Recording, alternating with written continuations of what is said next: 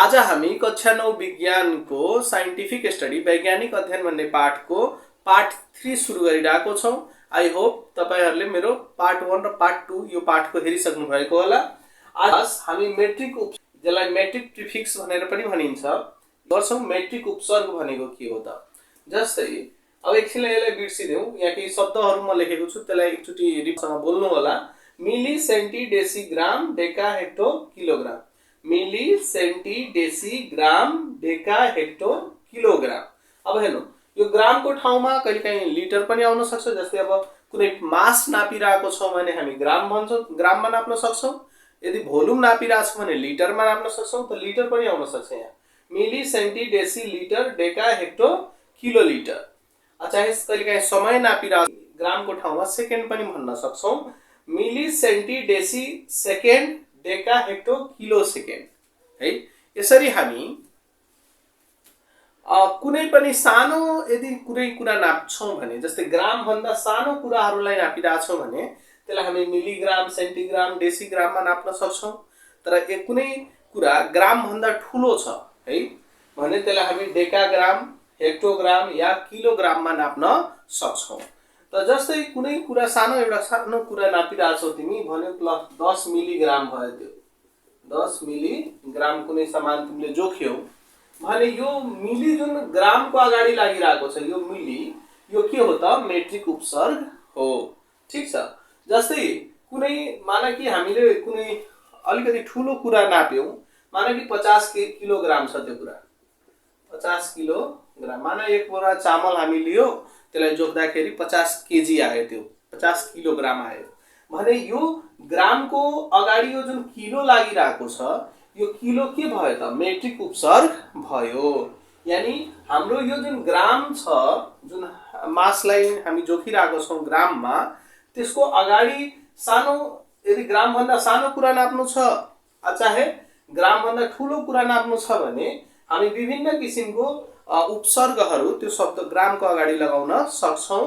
भने त्यो कुराहरु भनेको के हो त? मेट्रिक उपसर्ग हो। यानी यो सबै मिली, सेन्टी, डेसी, अब ग्राम त भइ नै हाल्यो, डेका, हेक्टो, किलो, यो सबै के हो त? मेट्रिक उपसर्ग हो। यदि हामी कुनै भोल्युम नापिरहेछौं, माना 1 लिटर भन्दा सानो कुनै कुरा नापिरहेछौं हामी, माना अलिकति हामीले तेल लियो, एउटा सानो बिकरमा हामी ऑयल लियो भने त्यसलाई हुन सक्छ त्यो 50 लिटर होला, 1 लिटर। यो मानव मिलिलिटर जुन हामी लेखिरहेछौं 50 मिलिलिटर, यो मिली के भयो त? मेट्रिक उपसर्ग भयो।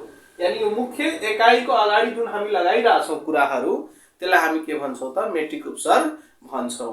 यदि हामी एकदम धेरै, यानी हामी 1 लिटर भन्दा धेरै कुराहरु नाप्नु छ, जस्तै माना कि हामीले कुनै कुरा 1000 लिटर नाप्यो भने त्यसलाई 1000 लिटर नभनेर हामी यसलाई के पनि भन्न सक्छौं त? 1 किलो लिटर भनेर भन्न सक्छौं।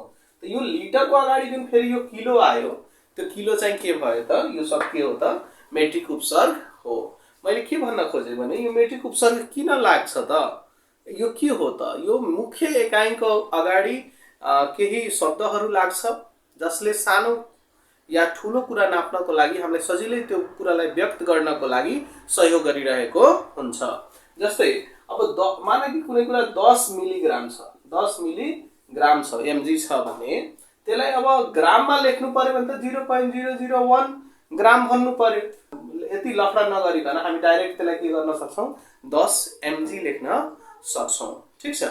भन्न खोजेको यो यम जुन मिली छ, किलो छ, सेन्टी छ, यो सब जुन अगाडि लगाइरहेछौं, यो सबै के हो त? मेट्रिक उपसर्ग हो, जसले हामीलाई सानो भन्दा सानो कुरालाई नाप्नलाई पनि सहयोग गर्छ, व्यक्त गर्नलाई, ठूलो भन्दा ठूलो कुरालाई पनि नाप्न या व्यक्त गर्नको लागि हामीलाई सजिलो बनाइरहेको हुन्छ। अब यो मिली, सेन्टी, डेसिग्रामलाई कसरी प्रयोग गर्ने त? कति मिलिग्राम भनेको कति ग्राम, कति किलोग्राम भनेको कति, एउटालाई अर्कोमा कसरी व्यक्त गर्ने त?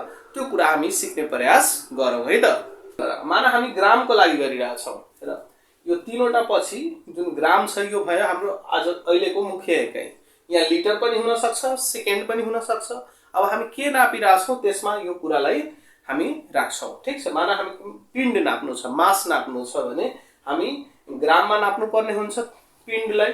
त यसको अगाडि मिली सेन्टी डेसी या डेका हेक्टो किलो सबै लगाउन सक्छौँ। ग्रामभन्दा सानो नाप्नु छ, 1 ग्रामभन्दा सानो पिण्ड नाप्नु छ भने यो सब लगाउन सक्छौँ। ठुलो छ भने डेका हेक्टो या किलो लगाउन सक्छौँ। बुझ्नुभयो? अब कति ग्राम भनेको कति मिलिग्राम या कति सेन्टिग्राम भनेको कति डेकाग्राम, यानि एउटा र अर्कोमा रिलेसन कसरी क्रिएट गर्ने त, त्यसलाई बुझ्ने प्रयास गरौँ है त। अब यो यहाँ ग्रामको लागि गरिरहेछौँ भने हामी के गरौँ, सबैमा पहिला यहाँ ग्राम लेखिदिउँ।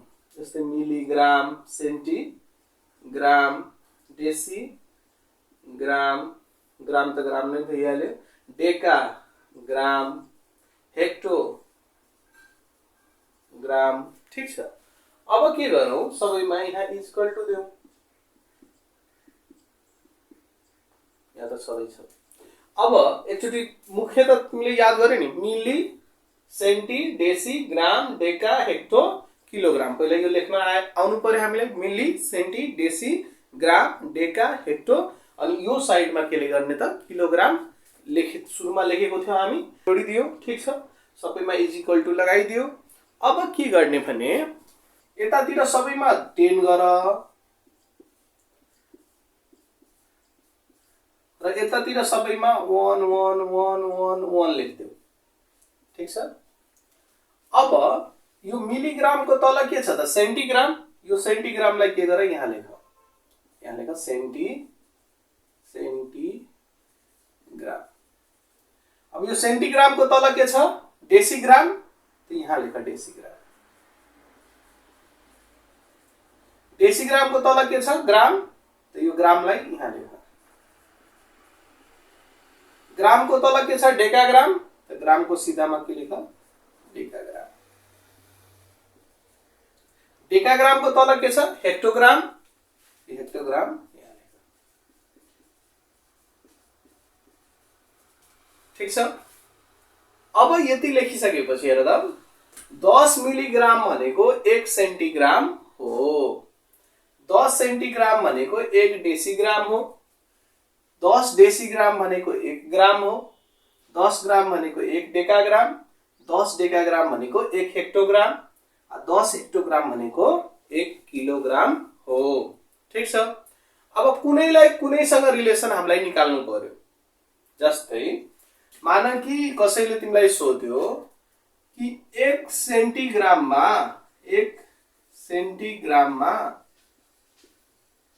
कति ग्राम हुन्छ या कति ग्राम हुन्छ भन्ने प्रश्न सोध्यो। 1 सेन्टिग्राममा कति ग्राम हुन्छ भनेर सोध्यो भने हेर त, ध्यान दिनु, माथि जानु छ भने मल्टिप्लाई गर्ने, तल जानु छ भने डिभाइड गर्ने। याद राख, माथि चढ्नु छ त मल्टिप्लाई, यानी हामीलाई माथि आफ्नो ग्राफलाई लानु छ, माथितिर धनी बन्नु छ भने हामी मल्टिप्लाई गर्नु पर्यो आफ्नो वेल्थलाई। तल जानु छ भने के गर्नु पर्यो, डिभाइड गर्नु पर्यो। त यसरी नै याद राख, माथि जानु त मल्टिप्लाई, तल जानु छ भने डिभाइड। अब सेन्टिग्राम कहाँ छ, यहाँ छ। ग्राम कहाँ छ, यहाँ छ। सेन्टिग्राम र ग्राममा रिलेसन निकाल्नु छ, यानी सेन्टिग्राम यता छ, हामीले तल जानु छ, सेन्टिग्रामबाट तल जानु छ ग्राममा, यानी हामीले के गर्नु पर्यो, डिभाइड। कसरी डिभाइड गर्ने, कतिचोटि के डिभाइड गर्ने, त्यसलाई पनि बुझौ। यहाँबाट गल त कति स्टेप तल गइरहेछौ तिमी, यहाँबाट 1 स्टेप 2 स्टेप। फेर सेन्टिग्रामबाट ग्राममा जानु छ भने यसलाई नगर्ने, सेन्टिग्रामलाई छोड्दिने, 1 2 स्टेपमा हामी ग्राममा पुगिरहेछौँ। अब त यसको एन्सर के भइहाल्छ कि 1 डिभाइड बाई 10 इन्टु 10, यानी 1/100। 1/100 ग्राम, यानी 1 ग्रामलाई 100 चोटिले भाग गर्दाखेरि जुन मास आउँछ त्यो 1 सेन्टिग्रामको बराबर हुन्छ। बुझ्यौ? 1 सेन्टिग्राममा कति ग्राम हुँदो रहेछ त, 0. यसलाई कसरी व्यक्त गर्न सक्छौ, 0.01 ग्राम। क्याल्कुलेटरमा गर्नु तिमीलाई गाह्रो भयो भने 0.01 ग्राम भनेको 1 सेन्टिग्राम हो। 1 2 वटा अझै गरौँ।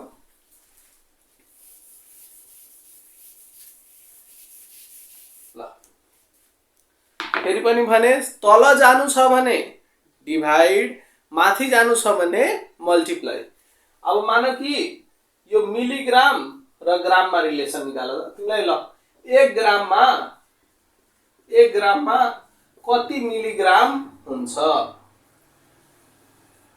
1 ग्राममा कति मिलिग्राम हुन्छ यो निकाल्नु पर्यो तिमीलाई भने। अब हेर त ग्राम कहाँ छ? यहाँ छ। अब मिलिग्राम यहाँ छ त हामी माथि जानु पर्ने छ किनकि यहाँ ग्रामबाट मिलिग्रामतिर जानु छ हामीलाई। त हेर त यहाँबाट यहाँ जाउँ त कति स्टेप भइरहेछ र जाँदाखेरि एक स्टेप ग्रामलाई चाहिँ गर्नु भएन है। 1 2 3 स्टेप माथि जानु छ। त तिमी यस्तो भने यसलाई के गर त 3 चोटि 10 ले मल्टिप्लाई गर्देऊ के भइहाल्छ त मिलिग्राम भइहाल्छ। यानी यो कति भयो त 1000 मिलिग्राम। यानी 1 ग्राममा 1000 मिलिग्राम हुन्छ। 1 ग्राम बराबर 1000 मिलिग्राम हुन्छ। यसले सिम्पल छ, यो धेरै गाह्रो छैन, सिम्पल छ। माथि जानु छ मल्टिप्लाई गर, तल जानु छ डिभाइड गर। जस्तै तिमीलाई कसैले सोध्यो कि ल मान यो मिलिग्राम र हेक्टोग्राममा रिलेसन निकाल्नु पर्यो कि मान 1 मिलिग्राम बराबर कति हेक्टोग्राम हुन्छ? हेक्टोग्राम हुन्छ भनेर सोध्यो भने मिलिग्राम यहाँ छ, हेक्टोग्राम यहाँ छ। त हेर त हामीलाई तल जानु छ। तल जाँदाखेरि के गर्नु पर्यो त? डिभाइड गर्नु पर्यो। मिलिग्रामबाट हेक्टोग्रामसम्म गर्न यसलाई छोड्दिने, सुरुवालालाई छोड्दिने। 1 2 3 4 5 5 चोटि गयो हामी। यो के भयो त 1 लाई 5 चोटि 10 ले डिभाइड गरिदियो। 3 4 5 यानी यो जति आउँछ 1/5 वटा 0 यति हेक्टोग्राम हुन्छ। बुझ्यो? यो 1 मिलिग्राममा 1 अब 1 लाई गर्दा 0.00 जति आउँछ त्यति हेक्टोग्राम हुन्छ। बुझ्यौ? यो सब जुन मुख्य एकाइको अगाडि जुन यो लागिरहेछ डेसी सेन्टी मिली डेका हेक्टो किलो यो सब के हो त? मेट्रिक उपसर्ग हो। बुझ्यौ? अब हामी कुरा गर्छौं न्यूनतम नाप लिस्ट काउन्ट भनेको के हो त? कुनै पनि उपकरणले सबभन्दा सानो कति नाप्न सक्छ त्यो नै त्यसको न्यूनतम नाप हो। अब यसलाई इंग्लिशमा भन्दाखेरि the smallest value that a instrument can measure that is the least count of that instrument भनेको। जस्तै एउटा यसलाई उदाहरणबाट बुझौं त मानौ कि हामीले एउटा स्केल लियो, ठीक छ?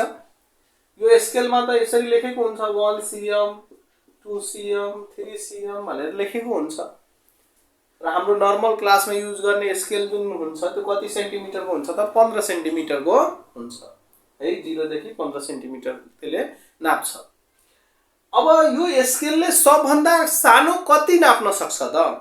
यो 1 सेन्टिमिटरमा पनि यस्तो 1 2 3 4 5 6 7 8 9 र यो 10 यस्तो डिफरेन्ट लाइनहरु हुन्छ। अब यो स्केलले सबभन्दा कम कति नाप्न सक्छ? यो सेन्टिमिटर भन्दा पनि सानो के यहाँ दिएको हुन्छ? मिलिमिटर, ठीक छ?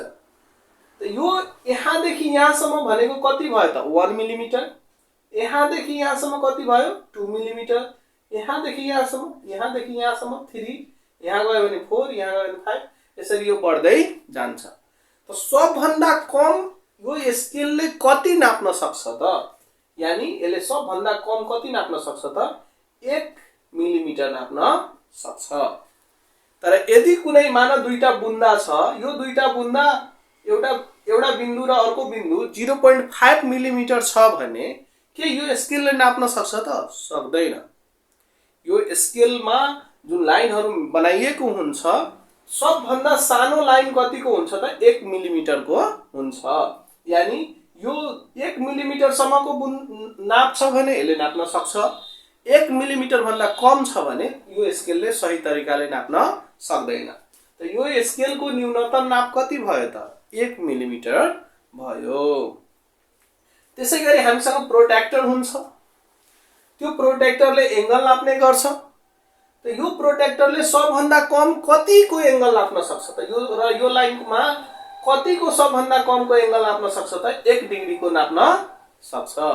यदि दुईटा लाइन 0.5 डिग्रीमा छ भने त्यो नाप्न सक्दैन। यो स्केलमा प्रोटेक्टरमा जुन लाइन हुन्छ सबभन्दा सानो लाइन जुन हुन्छ त्यो 1 डिग्रीको हुन्छ। माने यहाँ 0 छ, यहाँ जुन 0 पछि जुन लाइन छ 1 डिग्री, अर्को 2 डिग्री, यानी सानो सानो जुन लाइनहरु छ त्यो म्याक्सिमम सबभन्दा मिनिमम त्यसले कति नाप्न सक्छ त 1 डिग्री नाप्न सक्छ। 0.5, 0.6, 0.7 डिग्री को त्यो दुईटा लाइनको बीचमा एंगल छ भने त्यो नाप्न सक्दैन। त प्रोट्र्याक्टरको सबभन्दा न्यूनतम नाप कति भयो त 1 डिग्री भयो। बुझ्यौ? त्यसैगरी हाम्रो नर्मल घडीहरु जुन छ त्यो घडीले सबभन्दा सानो समय कति नाप्छ त 1 सेकेन्ड नाप्छ। 0.5 सेकेन्ड नाप्न सक्दैन। जुन हाम्रो नर्मल घडीहरु छ, देवाल घडीहरु, मतलब त्यो जुन चल्छ घडीहरु, त्यो घडीहरुले कति नाप्न सक्छ त 1 सेकेन्ड नाप्न सक्छ। त्यही फेरि तिम्रो त्यो स्टप वाचहरु छ भने त्यसले सेन्टी सेकेन्ड, सेकेन्ड भित्र पनि सेन्टी सेकेन्ड नाप्न सक्छ। त कुनै पनि उपकरणले सबभन्दा सानो भ्यालु कति सही तरिकाले सबभन्दा सानो भ्यालु कुन नाप्न सक्छ त त्यो नै त्यसको न्यूनतम नाप हो। फेरि पनि बुझौं, the smallest value that an instrument can measure, that value is called least count of that instrument. कुनै पनि उपकरणले सबभन्दा सानो भ्यालु कति नाप्न सक्छ त्यो नै त्यसको न्यूनतम नाप हो। बुझ्यौ? स्केलको न्यूनतम नाप कति हुन्छ 1 mm, प्रोट्र्याक्टरको न्यूनतम नाप कति हुन्छ 1 डिग्री, त्यसैगरी घडीको न्यूनतम नाप कति हुन्छ 1 सेकेन्ड, स्टप वाच को स्टप वाचहरुले चाहिँ सेन्टी सेकेन्ड पनि नाप्न सक्छ। यानी स्टप वाचहरुको न्यूनतम नाप हामी भन्दाखेरि सेन्टी सेकेन्ड हुन्छ। बुझ्यौ? औसत नापको बारेमा अब कुरा गरौँ हामी। जस्तै कुनै कुराहरु नाप्दाखेरि कहिलेकाहीँ सही तथ्याङ्क नहुन सक्छ, या एकचोटी नाप्दा यति आयो, अर्को चोटी नाप्दा अर्को आउने अवस्था पनि आउन सक्छ कुनै कुनै एक्सपेरिमेन्टमा। जस्तै मैले कुनै यहाँबाट मार्कर खसाए, एकचोटी यहाँबाट मैले तल मार्कर खसाउँदाखेरि यसलाई मान कि 2 सेकेन्ड लाग्यो, अर्को चोटी खसाउँदाखेरि हुन सक्छ 3 सेकेन्ड लाग्यो, अर्को चोटी खसाउँदा हुन सक्छ 1 सेकेन्डमा त्यो खस्यो। यानी एउटै एक्सपेरिमेन्टलाई बारम्बार गर्दाखेरि त्यसले डिफरेन्ट मेजरमेन्टहरु दिइरहेको हुन्छ। त्यो कन्डिसनमा हामीले के निकाल्नु पर्छ त एभरेज निकाल्नु पर्ने अवस्था हुन्छ। एभरेज निकाल्नु पर्ने, औसत नाप निकाल्नु पर्ने अवस्था हुन्छ। माने कि सुरुमा नाप्दा 1 सेकेन्ड 2 सेकेन्ड आयो, दोस्रो चोटी नाप्दाखेरि सुरुमा नाप्दाखेरि 2 सेकेन्ड, दोस्रो चोटी नाप्दाखेरि 3 सेकेन्ड, अर्को चोटी नाप्दाखेरि 1 सेकेन्ड आयो। यस्तो कन्डिसनमा हामीले के गर्नुपर्छ त हामीले रिजल्ट दिनको लागि औसत नाप निकाल्नु पर्ने हुन्छ। यानी यो सबैलाई के गर्ने त 2 + 3 + 1 सबैलाई जोड्ने र कति चोटी गरेको हो त 3 चोटी गरेको हो, 3 ले डिभाइड गर्दिने 6/3 2। यानी हाम्रो एभरेज अब त्यो कति मिनट कति सेकेन्ड लाग्दो रहेछ समय खस्दाखेरि, मार्कर खस्दाखेरि हामी कति भन्न सक्छौं त 2 सेकेन्ड। किनकि फरक फरक टाइममा फरक त्यो एक्सपेरिमेन्टहरु गर्दा डिफरेन्ट नापहरु आइराछ, त सबै नापहरु त हामीले भन्न मिल्दैन। रिजल्टहरुमा हामीले त्यतिबेला औसत निकाल्नु पर्ने हुन्छ। यदि डिफरेन्ट एक्सपेरिमेन्टमा एउटै एक्सपेरिमेन्ट तर डिफरेन्ट टाइममा गर्दाखेरि फरक भ्यालु आइराछ भने त्यो सबै भ्यालुलाई जोड्दिने र कति चोटी गरेको हो त्यसले डिभाइड गर्दिने। जस्तै कति भ्यालु आएको छ त्यो भ्यालुहरुलाई जोड्ने र कति चोटी गरेको छ 1 2 3 चोटी गरेको छ भने 3 ले भाग गर्दिने। जुन भ्यालु आएको छ त्यो भ्यालुहरु माथि जोड्ने, कति चोटी गरे त 3 चोटी गरे त 3 ले भाग गर्दिने। जति आन्सर आउँछ त्यो चाहिँ एभरेज भ्यालु भयो, औसत नाप भयो। ठीक छ?